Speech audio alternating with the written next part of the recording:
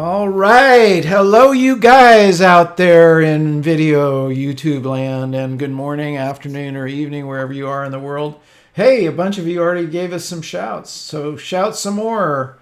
We've got Gotta Go. I know who that is. That's our friend Glenn. And Kasaba, you are. Tell us where you guys are. Hans, we know where you are. Joe, hey, our old buds here. Good to see you guys. Two Joes. So, yeah, tell us where you're shouting out from. And remember to give us a thumbs up because I don't know, but somehow that Google figures out, that people really like what we're doing when they see those thumbs. And cool. Yes, we're going to have a fun discussion here. We already started it. And we're going to loop you guys into our discussion here in a second. Let's see, a couple of things. So if you don't know who I am, you should by now. I'm Marc Silber. I'm an author, photographer, and so forth in Carmel, California. Just a stone's throw. I mean, literally, I could get there in 3 minutes where Ansel Adams lived and Edward Weston right next to him.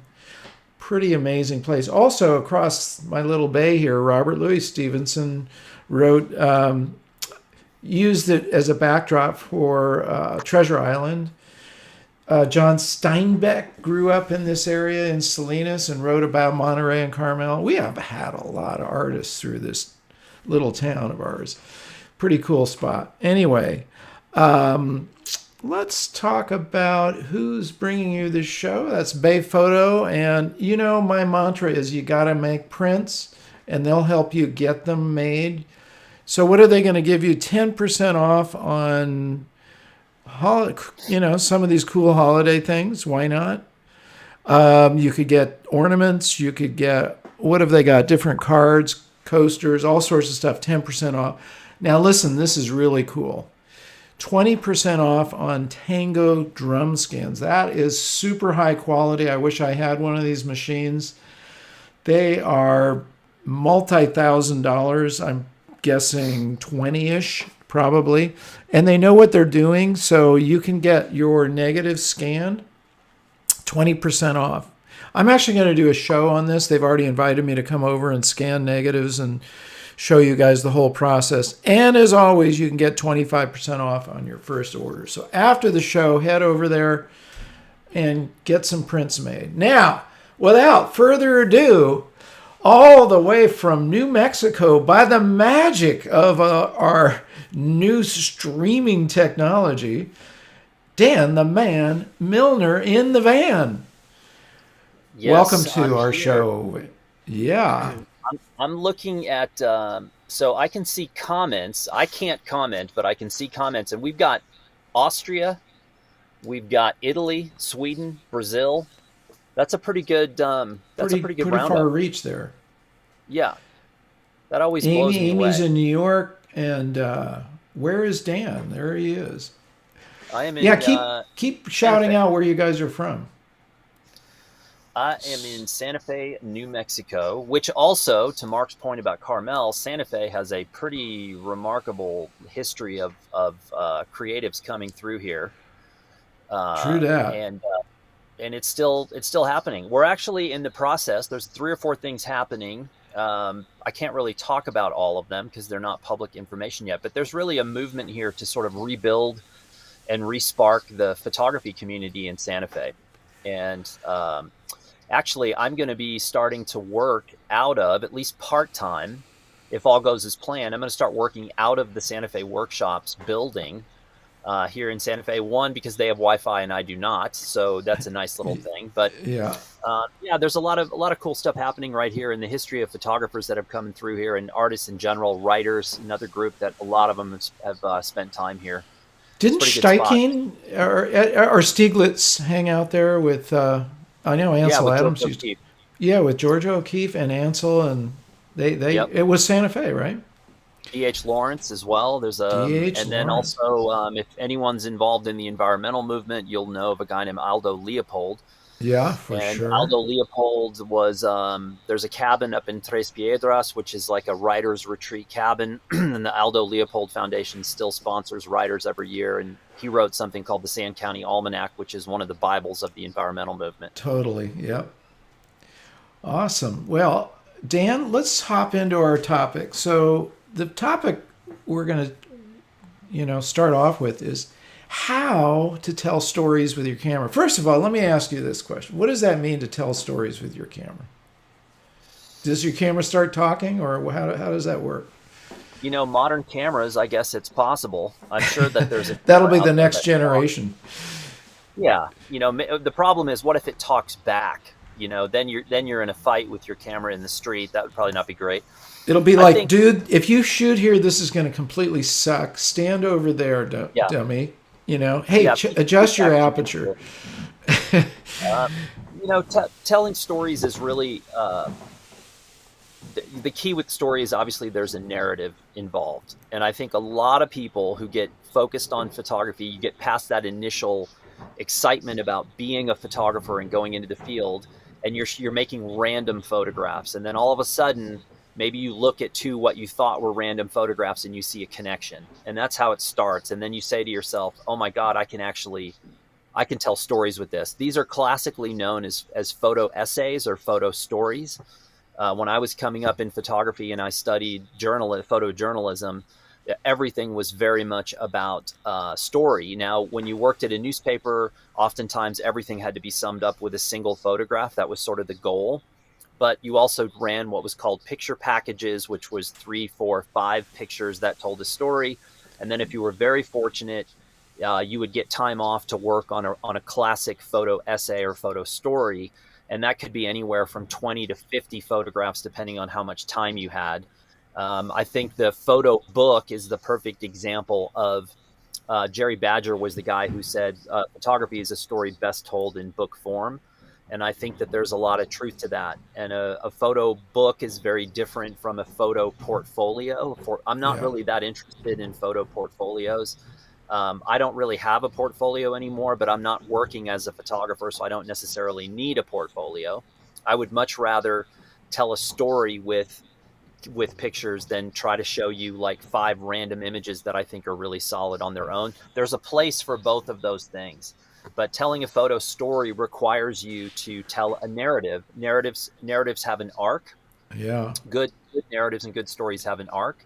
And you also have to make pictures that don't necessarily, they may not be aesthetically pleasing, but they're informational images that help the reader understand the story that you're trying to tell. And so working in story form is a very different mindset than working in single pictures, random pictures, or portfolio style things. Within your photo story, you may have a portfolio image, but that image on its own may not do a whole lot to tell a story. It just may be an incredible aesthetic image, or you got lucky on timing, or something happened and it's a once in a lifetime thing, and you make this picture and you go, wow, as a standalone image that's incredible, but if I just show that image, no one's going to understand what I'm trying to say.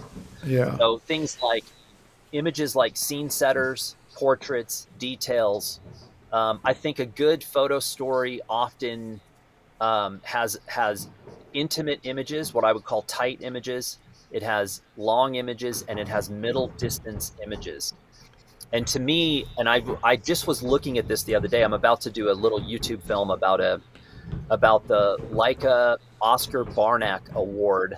The 2021 newcomer award went to this young German photographer, and he did a project called The Road of Bones, which is in Siberia.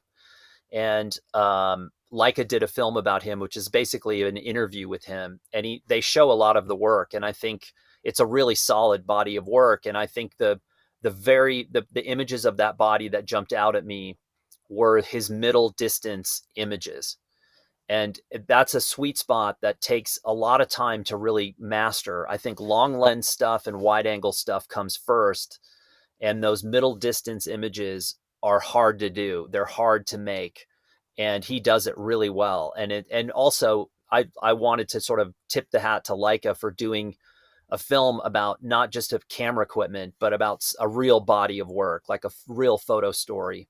And that's it to me. I always worked in story form for whatever reason. I was never a big onesie twosie photographer. I always wanted to shoot essays, and I'm still doing it all these years later.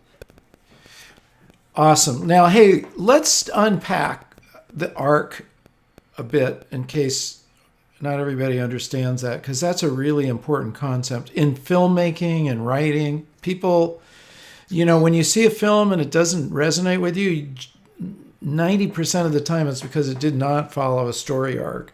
And there's just this classic setup for a story that goes back thousands of years. So explain that in terms of a photo story. Yeah, so your narrative is going to depend on two things. It's going to depend on your edit, and it's most importantly going to depend on your sequence.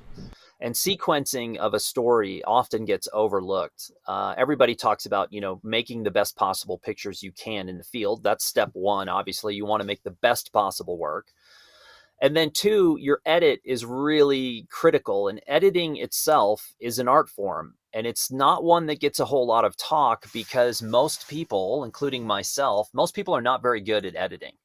Now I'm okay because I've been doing it for a long, long time. And there were moments in my life, or times or years actually in my life, where I was shooting for clients and having to shoot, edit, and sequence every single day. When you do that year after year, you tend to refine your skill set, but that doesn't ensure that you're going to be a great editor. So you have to make the best possible work, step one. Step two, you have to make the tightest, most cohesive edit you can. And then step three is the order in which you deliver those images for your narrative. And here's the fun part, and here's the danger zone, Kenny Loggins. So the fun part is sequencing is great. It's fun. It's a challenge. But you get your sequence wrong and your story never flies. It never gets off the ground. A single picture out of place at the front of a story can kill the entire thing.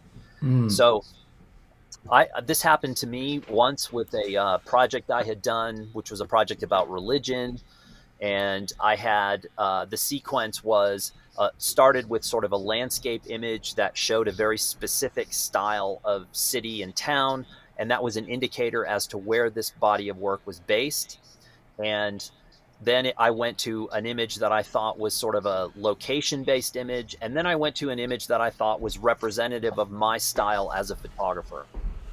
The problem was that image had connotations that could be easily misconstrued if you weren't paying attention. And the person reviewing my work saw that image, thought it was a story, not about religion in Europe, saw people in hoods and immediately identified that with the Ku Klux Klan, slammed the book in my face, and then stormed off and said, "I refuse to look at this work." Now, it's their fault for not paying attention. Yeah. But two, I should have chosen another image for that, because one, I can't put that image on the cover, because if I do, how many people are going to look at it and make the same mistake? Do the same thing, yeah. And if I put a landscape image on the cover, which was the first image inside the book, was a landscape. But if I put the landscape on the cover, people are going to assume it's a book of landscape photography, and I'm not a landscape photographer. So all I'm saying is one wrong move with the sequence of an image or the wrong placement, and the whole thing doesn't work. And that should not be a deterrent. That should be a challenge to say, how am I going to get people up this arc? And the analogy that I always use is the roller coaster. When you get on a roller coaster, they take you up that agonizing, slow climb where, if you're like me, clicking, and you have all the time in the world to say, why did I get on this? Why am I on this thing? I hate those things. Yeah. I do too. And then they hit you with the drop. And that's what a good story is going to do, is really take you up and down and up and down and get you through it. Yeah. Cool. Well, listen, we've had some really great examples in our AYP Plus group, bringing people from the single image kind of mindset to putting a story together. And I saw it absolutely transform photographers. It's just amazing. So I am convinced that the way to teach photography is to bring people on board with, telling that sequential story. Because you're right, Dan, all of a sudden that one image may be the most incredible image in the world, but if it doesn't work, so what? Doesn't tell your story, boom, you move it out, do it, use it for something else, but not for that. Well, I think So, so. Let me just say this real quick. yeah, I'm a journal. I journal every day, and those me onesie too. twosie images, those random images that they work really well for the journal. They may not be part of a story. They may not be need to be considered at that level, but you make them anyway, and the journal is a great outlet for those. But the story is where, things really, it makes you think a lot more about what you're doing. And the secondary thing I want to say is when you start to make photographs of stories and shoot photo essays, you do not throw images away. You do not throw anything away, because when you go back to these stories and you are trying to composite and build stories, and if you've thrown away everything except the handful of images that you think you're going to need, you are shooting yourself in the foot. And sometimes people get rankled by that because archiving imagery is not easy and it's not inexpensive, especially when you start to acquire a lot of images. And take me for example. I've probably got 60 terabytes of images, at my house in storage, and I've got 40 more terabytes that are in an active archive, and that's not including any of the motion content that I'm making. And so all of that has to be backed up in duplicate or triplicate, which means also online. So a lot of times people will just give up and they'll say, oh, that's ridiculous and there's no need to keep all this stuff. The people who are saying that don't make good photo essays, because there is no photographer walking the face of the earth that makes a good photo story or essay by only keeping what they think they're going to need. It doesn't work that way. You will go back and you will look at a photo essay in your sequence and there will be a gap. And oftentimes, like if I do a photo story and I'm working in Europe for a month and I come home and then the next year I go to Europe for another month and etc., I'm not going to have a chance to go back and finish or work on that story potentially for another year. And if I'm putting something together and I've only kept this handful of images that I think are my keepers and I've got a gap in my sequence, where am I going to get that stuff? Which forces you to go back to the work that you have and find transitional images that work to bridge those gaps. And if you're throwing things away or you're just lazy and you say, well, I don't want to pay for storage, then I wouldn't bother trying to do photo essays, because you're going to go back and mine that B level, C level imagery all the time. Because again, let me just remind people, a photo essay is not a portfolio. It's not 10 of your great images. It's 10 images that work cohesively together to tell a narrative. And that is a very different and a very specific way of working. And so when I ask archiving questions, oftentimes I get these irate answers from people like, why are you saving all that stuff? And it's like, well, because I've been shooting photo essays for 35 years. And I know that those, what I think is a B image or a C image right now, that might save me a month from now when I need to tell this story. Yeah, I don't throw anything away, Dan. You never know. It's amazing how, like, I'm putting a book together and there's that one image, and I never used it before. I didn't even think about it, but that one photograph from Morocco, all of a sudden, bam, that fits into what I'm trying to say, or illustrates it. We've got some questions and some comments. We'll pick these up in a minute, but equipment. What are your Yeah. thoughts about equipment for storytelling, imagery? It's equipment. I think it's two things. It's one, your budget. I think that's probably the most limiting factor right off the bat. If you have $500, you have $5,000, you're going to be in the market for very different kinds of equipment. But I would say budget one is everybody has some sort of, well, I should say most of us have at some, budgetary restrictions. I looked at a camera yesterday that I thought, oh, this will be really great. I'd love to have this. And then I looked at the price and it was $10,000 for the body only. I And I know was which like, I know which it camera was you were probably looking at there. it was a Leica M10R, and Exactly. I was like, what? That's more than that price for that one camera is more than all the camera equipment I own. All the lenses and bodies and all the systems are less than $10,000. So I looked at that and I was like, for me, that's a price prohibitive. I'm not going to buy that camera system. But primarily, the most important factor is, what are you willing to actually carry all the time? And that right there eliminates about 80% of all the camera equipment out there. So I think affordable cameras that are small and amazingly functional, for me, Fujifilm is the best system out there. Fujifilm is ergonomically, menu wise, the most intuitive, simplest to use, tiny cameras, very capable, and also affordable. I think Sony also makes some really good small cameras that are really functional and great. I have a Sony A7C that I use all the time, mostly for motion, and I use the Fuji cameras for stills. I shot Leica for decades, and I absolutely love Leica. I think they're very, very unique camera system. I think if you're looking for a camera system that has potentially made more historical photographs in the history of photography, I think you'd be hard pressed to find anything better than the M series Leica cameras.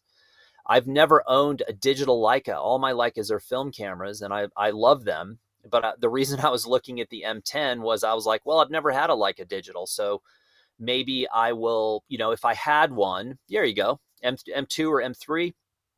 If I had one, maybe this would be great. I would love to have this. And then I looked at the price and I thought, is it worth me spending? I think the cheapest Leica I looked at was 7,000 and the most expensive was 10. And I just thought, I can't do that. I just bought a motorcycle. The motorcycle, my bicycle, and my new fishing equipment is still combined all less than a camera body. So I was like, this isn't going to work for me. But whatever it is, your budget is gonna lead you in a direction, and then find something that is small enough that every single day when you leave the house, you say to yourself, "This is with me, and it's a natural part of me being in the world." When I see people buy like even a big mirrorless camera, or they'll buy a mirrorless camera, but the lenses are like this. And I see them having that conversation with themselves when they're about to leave, and they go, do I actually really want to carry this right now? If you are having to ask yourself that question, do I want to carry this? You have the wrong camera. Because unless you're shooting commercial assignments or editorial assignments, and that's just a necessary evil, if this is a hobby for you, or even if it's you are an absolute driven amateur photographer, you've got to have it with you. So, I mean, that's why I love cameras like the Leica rangefinder. I love the small Fuji, the XT cameras, the X Pro cameras. And then Fuji makes a ton of even smaller cameras that have the same lens mount that are really functional, fantastic cameras. And they're actually quite affordable. Wait, I think you're muted. Oh, yeah, I think you're muted. I am, because we have a pile driver that's now going across the Carmel River. So I don't know, you guys are going to hear that. It sounds like a metronome in the background. But anyway, if you have equipment that you can't readily use, you're going to be limited to, either you're going to pick up your iPhone, which is, okay, it has some use, but it's not a camera. It's not a full camera where you can control everything you need to, or you're going to carry around stuff and get tired. And either way, it's not a fun experience. I'm with you completely. That's why I shot for so many years with this camera, because it's small. I didn't even have the light meter on top of it. You can actually it kind of fits into your hand. So also, it's not intimidating to people when you hold it up. There was a question about street photography, and definitely don't have a big DSLR for street photography, right?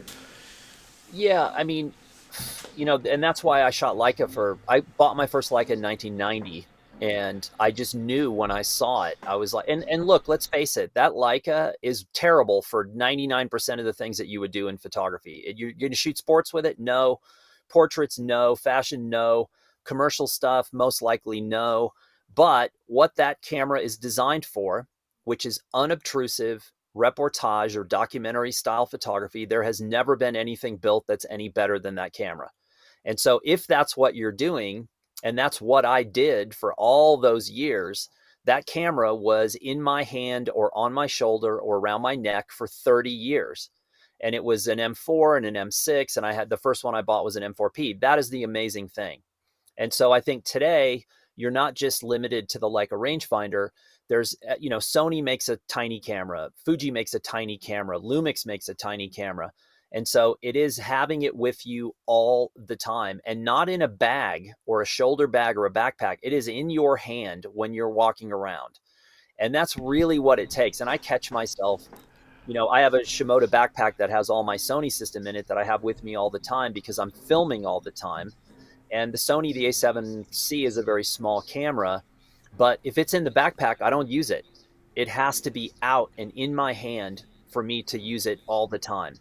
And so that eliminates a huge percentage of, what I would call flagship cameras. The Sony A7 IV is an unbelievable camera, but it's also a little bigger, a little clunkier, a little heavier. And those Sony lenses are big. And so am I going to carry that around every day? No. Yeah, I hear you. Okay, how about turning your story into a zine or a book? I know we've covered this ground before, but any tips for that? Yeah, I mean, I think anytime it comes to print, you want to start small and you want to start inexpensive and you want to break some eggs. If you're new to the zine making or print making or making a magazine or a book, if you're new to that world, you have to understand what you're talking about is a language to its own, and it's a language that's filled with smaller dialects, and you have to be proficient to make something really good. You need to be proficient at all of those. So if page design or graphic design, which is what you're going to utilize to make a publication, if it's new to you, then things like editing and sequencing and typography and choosing paper types and all that, it's all new. So you have to be patient and take your time. So my advice is always to start small and try to find some very inexpensive format. I love the blurb trade book format. I love the magazine format. Those are the two least expensive gateway entryway products that I think are fantastic.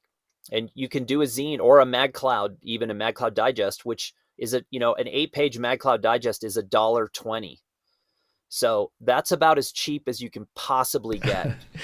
Show us your examples of the, you've got a few there, I know. There, okay. Now this is the 8, how many pages is that? This is a MagCloud Digest, and this happens to be what I use as my business card. This is more than 8 pages. This is probably 20 pages.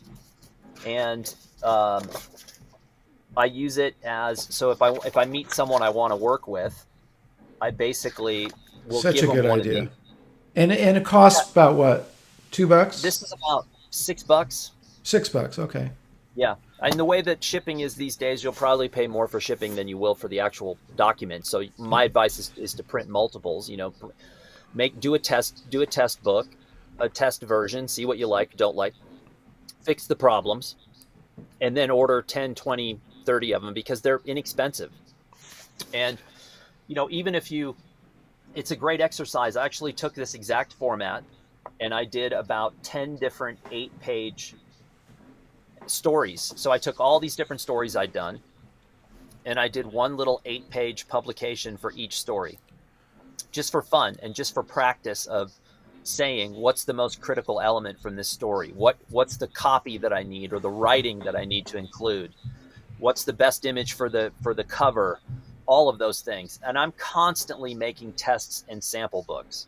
I probably make 10 test books for every book that I would put out into the world because test books, everything comes through revision. So you're always trying to refine and get better. When you, Dan, do you do it on your own printer or do you send it off to Blurb and get a print of it, a single image, a single print?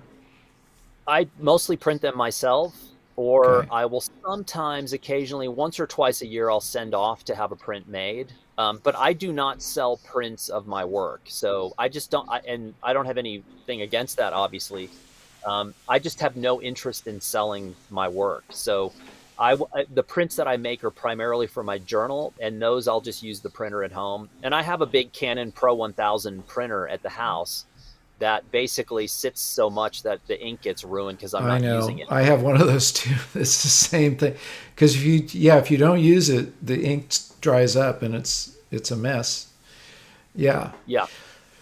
So we had a question float by, which actually kind of leads to our next topic, which was how to be on a road trip. Here it is, and make a project from that. Is it possible? I do that constantly, and I know you do too, Dan. Tell us about your experience road tripping and making projects. Yeah, I mean the classic here in the U.S. anyway. You'll hear a phrase called the classic American road trip, and we are the land of the automobile. We built an interstate highway system decades ago, and so people road trip here as a way of life. And during something like COVID, the road trip world exploded because people weren't getting on planes. It's very, very, very possible to do a project from a road trip. My advice is to come up with a theme before you leave. So driving around and shooting random road trip photographs, I've never done that because it doesn't appeal to me. I'm not into the random aspects of it, even though this summer alone, I drove 12,000 miles through 25 American states, and I went from Seattle on the West Coast to Maine on the East Coast. But I have themes that I'm implementing the entire way. And those themes can be very intricate or they can be very simple. It could be a series as simple as doing a portrait series where you're asking every person you encounter the same question and then making a portrait. You could be looking for objects of a certain color palette that are then allowing you to link. Even though you're randomly exploring the country, you're able to have this one very narrow color palette that's basically linking all of your photographs together. Anything that provides you a theme to work around will, the first thing it does is it makes you feel like you're making progress. And sometimes when you're on a road trip and you're driving to so many different locations, it can feel very scattered. And oftentimes you look at your work at the end of the day and you go, man, this is just all over the place. But if you've got a theme where you're suddenly looking for a color, a palette of red, and you say, wow, that's the palette I'm looking for. All of a sudden at the end of the day, you're like, okay, I added 2 images to the project. And then the next day, maybe you add an image. And by the time you're gone for 2 or 3 weeks, you've got maybe 20, 30, 40 images that all fit that same theme. Those are tricks to allow yourself to make progress. Yeah. And, for me too, one of the things I do is I go back to an area that I've been to before. That's kind of the story itself. I did that recently. I went back to the Canyonlands in Utah, and I hadn't been there since I was 19. So I wanted to go back and find the exact location of this backpacking trip that I took. And it was like a needle in a haystack, but we found it. And I photographed the whole thing and videoed it. And that can be a cool story because then I could weave in my photographs from many years ago in with the new images. And that's a cool thing. That's why it's so great to go back to places again and again and keep photographing because you're always going to come Yeah, up with new stuff.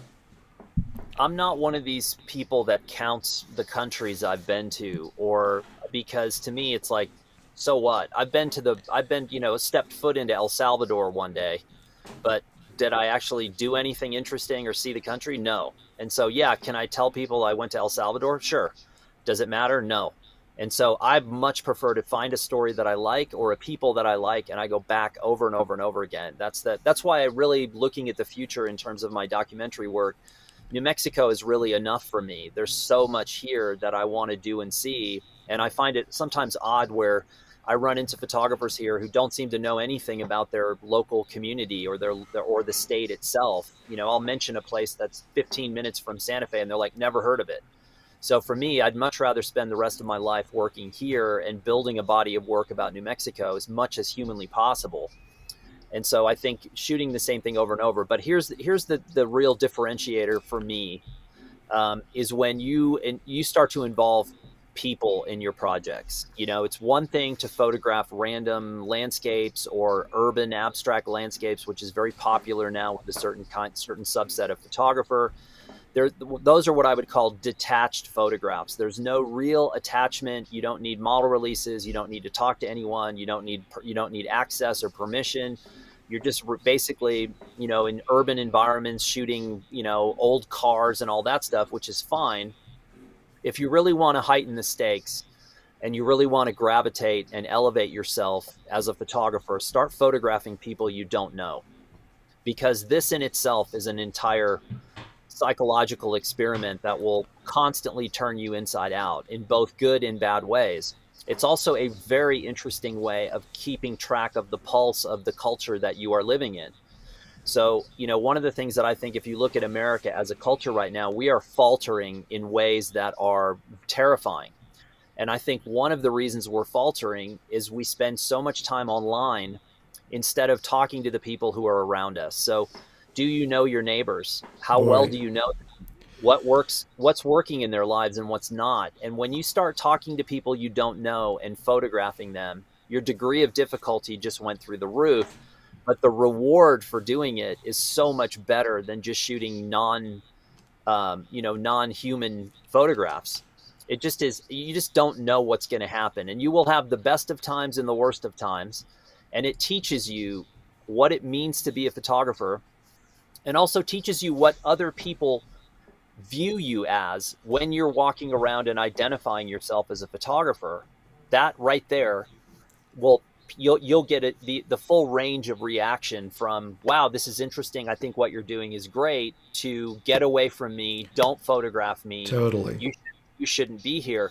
And it just allows you to learn how to navigate the world in a way that is different from people who don't photograph people. I hear you. Okay, Amy asks a question here. Do you need model releases from everyone you photograph? It depends on what you want to do with those photographs. If you talk to an attorney who specializes in law related to photography, they will tell you, yes, you need to model release every single identifiable person in every single photograph. Not to mention, you also need location releases, and you may need architectural releases depending on where you are. Yeah. And so that sucks all the fun out of it.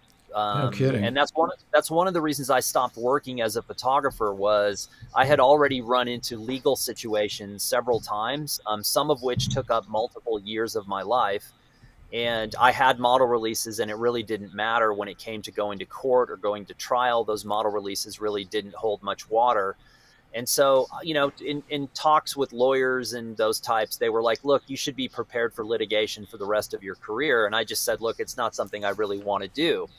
But for most of us, if it depends on what you're doing with the photograph. Are you trying to put it into the world and sell it? Are you on assignment for someone? If you're on assignment for a publication, then yes, you should be model releasing as much as you possibly can. But for most of us, if you're putting images on your website and you're not profiting from these, and it depends also to what country you're in. America is an incredibly litigious culture and society. We sue for sport here. And so, it depends. Other countries are even more demanding when it comes to releases, and other countries that don't bother at all. So it really depends on the usage of the photograph. We have a question from Nate, and it is, how important is it to share? How important is sharing your photos? I know the answer to that, but Well, yeah, I mean, I think Nate, I think that's an individual. It's an individual response. So for me, it's not important at all. And the crazy part is, it never was. Even going back to the time, I started my career in about 1988, and by 1990, I was like working for newspapers and putting my work out into the world. And there was a subset of photographers that I was working with and encountering in the field who were so driven to get published and get known that it just completely took over their lives. They were so competitive and so driven. And I mean, if they didn't get the right placement in the paper, or if their image wasn't chosen, they would go crazy. They would also set pictures up in the field, which is a total violation of journalistic ethics. They didn't care. They were so driven by having to be known and having their name in print. For whatever reason, I never had that. I never cared. If the paper ran the work that I was doing, great. And if they didn't, I didn't care. Because for me, the juice was being in the field and making the photographs. That's where it peaks for me. The peak is not, oh, I made these photographs, now I have to get famous, or I have to get a random thumbs up from people I don't know on a social media platform. When social media came along, I looked at it, and from day one, I was like, this is not for me. I don't need positive affirmation from people I don't know, who are just randomly saying, "Hey, dude, you're amazing. This picture's great." It didn't have meaning, but I know a lot of people it does have meaning. Many of the people I know spend hours and hours and hours on Instagram every day. They cannot get through a sentence without checking an Instagram feed. And so, for whatever reason, they have identified that as something that's of value to them in their lives. And so, for me, it wasn't. I deleted my Instagram account like 6 years ago, 7 years ago, and I don't ever want to go near that platform again. So, it's not something that I can tell you, you should do this or you shouldn't do this. The only piece of advice I would give you is share when you actually have something to say. If you are sharing every single day, there is not a photographer on the planet who is good enough to produce high quality work at that rate. And yet every photographer I know is posting all day, every day on Instagram. And that is why it has no value to me at all. So share when you have something to say, keep a sense of humor, and be honest. And those two things are sorely lacking: honesty and Boy, humor. here. Also, let's just keep in mind there's many, many, many ways to share besides social media, like your zines. That's a way of sharing, putting prints on your own wall so that people coming into your house or your office see those photographs. I always say social media is fast food, and you can make a real meal by making a book or a zine or a print on the wall, Yeah. right? I think I always call social media empty calories. And, Exactly. for example, imagine if you did a MagCloud 8-page MagCloud digest for $1.20, and then you paid $9,000 in shipping. No, I'm kidding. Let's say that you did Yeah. $1.20 MagCloud digest, and you printed 10 of those, and you basically looked out at your life, and let's say that you took 5 of those and you said, okay, these are the 5 people that I know personally that impacted my life in a positive way since the time I was a kid until today. And I dropped one of those in the mail with a letter to each person just saying, look, you were a mentor of mine, or you influenced me, or whatever, and here's a little piece I'm working on. I hope you're well. And then the other 5, you went online and you found 5 people who are inspiring to you that you don't know, and you dropped one in the mail to each one of those people with a letter and said, look, we don't know each other. I find what you're doing, the work that you're doing, is inspiring and interesting, and I just wanted to share this with you. No need to respond, just saying hello, and drop those in the mail. That to me is so much more interesting than posting on Instagram and watching someone flip through your image while they're in the middle of looking at 200, 300, 400 mindless. I think one of the terms that you'll hear a lot lately, and I think you're going to hear this a lot more in the coming months, because China just made a pretty serious move to try to limit what they referred to as mindless scrolling. The Chinese have changed their access to the internet and also access to apps, where they are doing whatever they can to keep their population from mindlessly scrolling. So they're actually building in breaks and time breaks into people's access that gives them a second to realize that they're mindlessly scrolling, and gives them an opportunity to put their phone down and go back to the actual life around them. Now, the way they're implementing this, obviously it's a Chinese methodology, ideology, etc. But it gets you thinking, like, everyone is in agreement that these apps are not healthy for us, and yet everybody's still on it. So look for ways that get you away from that, and ways that will add levels of meaning and purpose to what it is you're doing. Boom. And you defined a project that Jared, we're going to edit that piece right there in the MagCloud and make it into a project. No, I'm serious. That is brilliant, because if you do that, I would love to see the results from people who actually carry that project out. Make the 10 and do exactly what you just said. I'm positive that will change your life. Let's see what that is. So this is the zine. AG23 is the zine project that I have, and one of the ways I always get people asking me is like, how does that project distributed? And there's a website where you can go and you pay $5 in shipping and you can get a copy. But one of the most interesting things for me is I go through my database and I send about 100 copies of the zine to people that I find very interesting. And I package it up. The zine comes in a slipcase. It comes in this beautiful little box. And I put a note inside that says, hey, and some of these people I know and some other people I don't. And I send it to them and I go, hey, you don't know me, but this is a project I'm working on. And here's the mission statement. And I thought maybe you'd like it. Now, I don't expect anyone to communicate back with me, but they do. Not everyone.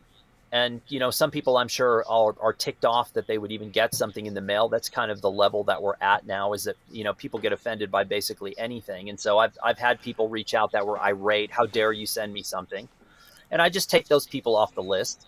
But for the most part, people are like, hey, this is really cool. Who are you and how did you do this? Or they'll say, how do I become a part of this? How can I submit something? What do you think? And that's building what I would call an actual community. That's not a phantom community. That's not a metrics community.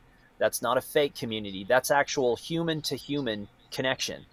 And saying, hey, and so one of the things that I have on my to-do list for later this year is I'm going to rebuild my website, which is called Shifter Media, and I'm going to rebuild it in the model of how you will build your own ecosystem without being beholden to big tech and social media companies.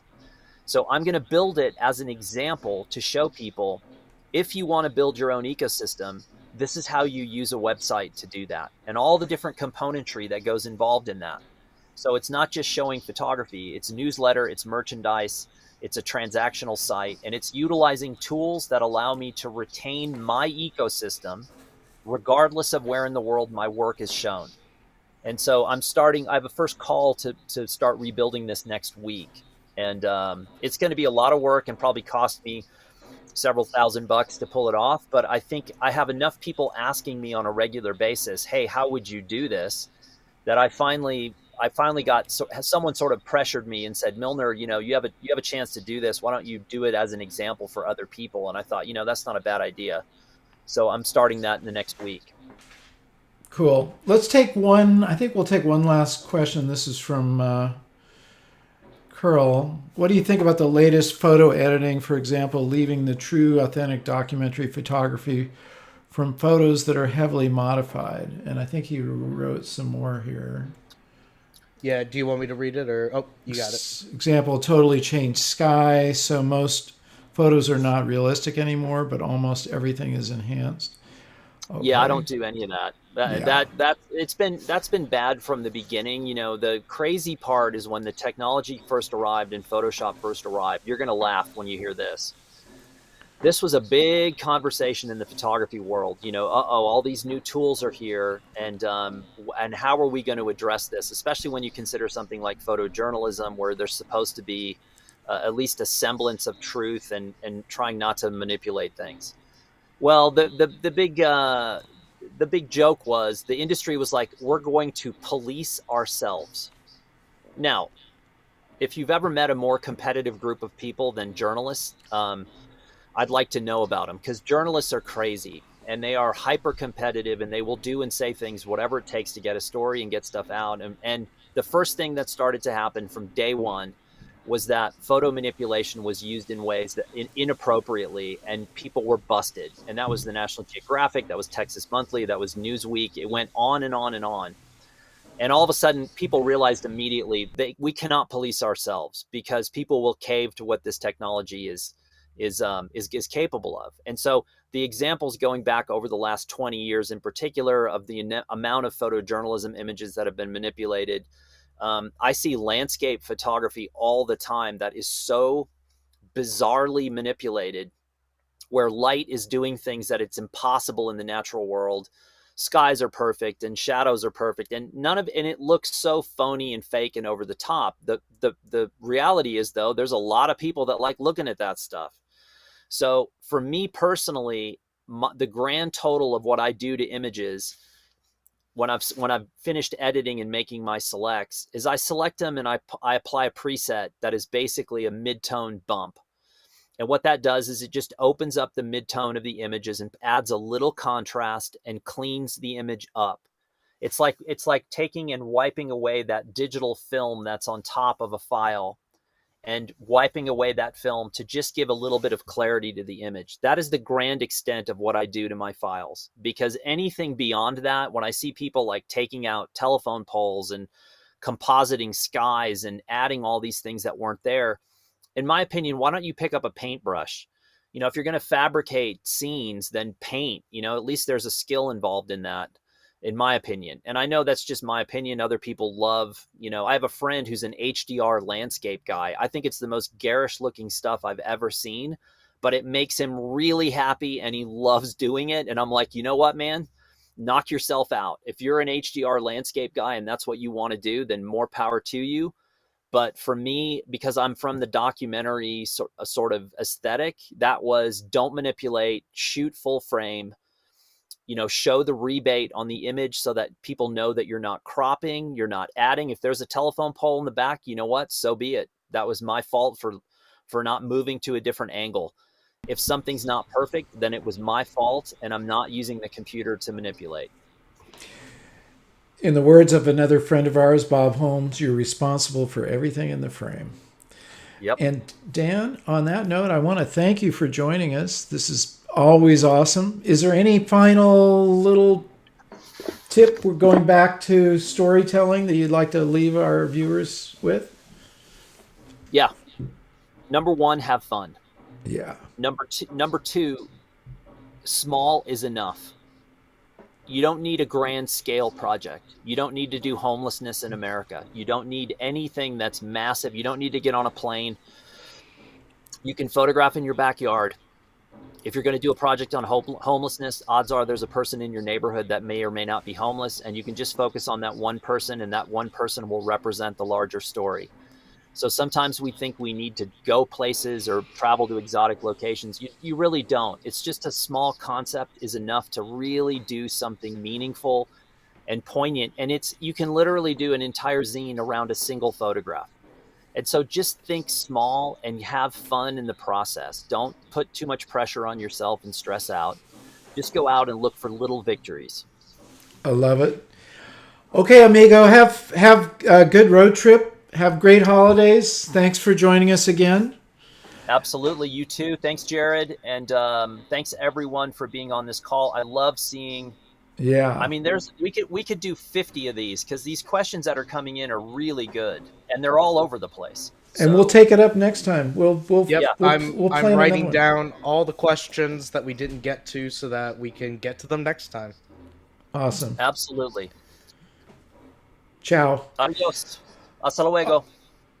Awesome to have Dan always. I know you guys love him, and we should just keep bringing him back, I think, don't you? Okay, so you've got stuff to work on. Do that drill that he talked about. I think that's amazing. We're gonna edit that little piece out and maybe even put it into a PDF so that you guys actually have that, the MagCloud project. Very cool idea. All right, so I didn't say this before, but I want to make sure you guys do subscribe and enable the bell so you don't miss any of our new episodes. And as always, leave your comments. We'll get around to them. We'll answer them. Seeing you guys resonating right while we're doing this live is always super cool. And listen, we're into the holidays full on. It's December 2nd, and it's just barreling down like a freight train with no brakes. So take this time to get out and photograph. Annie Leibovitz just carries, like Dan was talking about, have a camera that you can carry around with you all the time. And yeah, we all have our smartphones and our iPhones. It's just not the same, guys. So get a camera that you can use and have with you all the time. Don't miss any opportunities. Get up early, photograph late. Photograph when it's raining, when it's snowing. Break out of whatever mold you've got yourself in, whatever barriers you've got, stretch them, move them out of the way, do things differently. because that's how you learn, and that's what creativity is all about, right? Okay. Jared, do we have any other news before we sign off here, or is that about it? No, I think that's it. Just definitely check out our other Dan Milnor videos if you are hungry for more. We've talked with him a lot in live streams and videos, and he's got a lot of really good stuff. So Yeah, no definitely kidding. check that out. A lot of content there. Okay, you guys. So last but not least, say it with me. After you subscribe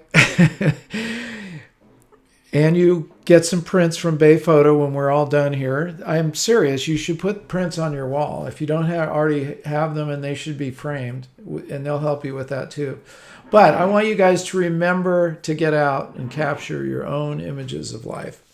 See you guys next week. Take care.